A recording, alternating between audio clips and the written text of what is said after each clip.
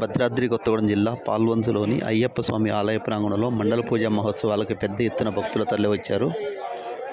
పట్టణంలోని బొల్లూరుగూడెంలో గల శ్రీ సీతారామచంద్ర స్వామి ఆలయం నుంచి కన్నె జ్యోతులను తీసుకొని అయ్యప్ప స్వాములు పాదయాత్రగా అయ్యప్ప స్వామి ఆలయ ప్రాంగణానికి చేరుకున్నారు. ఈ సందర్భంగా పెద్ద ఎత్తున తరలివచ్చిన అయ్యప్ప భక్తులకు ఆలయ కమిటీ ఘన స్వాగతం పలికింది. భద్రాద్రి కొత్తగూడెం జిల్లాలోనే తొలి ఆలయంగా, తెలంగాణ రాష్ట్రంలోనే తొలి అయ్యప్ప స్వామి ఆలయంగా, ఉమ్మడి ఆంధ్రప్రదేశ్ రాష్ట్రంలో రెండో ఆలయంగా గుర్తింపు పొందిన పాల్వంచలోని అయ్యప్ప స్వామి ఆలయానికి పెద్ద ఎత్తున భక్తులు తరలివచ్చారు.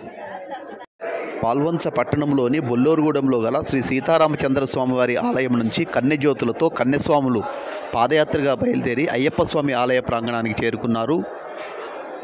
కన్యస్వాములకు ఆలయ కమిటీ ఘన స్వాగతం పలికింది. ఈ సందర్భంగా ఆలయ ప్రాంగణంలో భజన ఏర్పాటు చేశారు. ఈ భజనలో పలువురు గురుస్వాములు అయ్యప్ప స్వామి గీతాలు ఆలపించారు.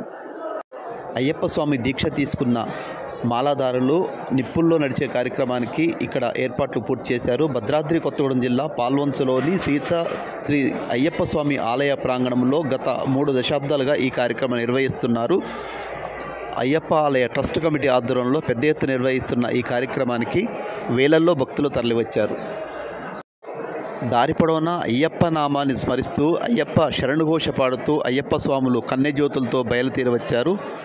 ఈ సందర్భంగా నిర్వహించిన రథయాత్రకు ఎదురేగి మహిళా భక్తులు స్వామివారిని దర్శించుకున్నారు, పూజలు చేశారు.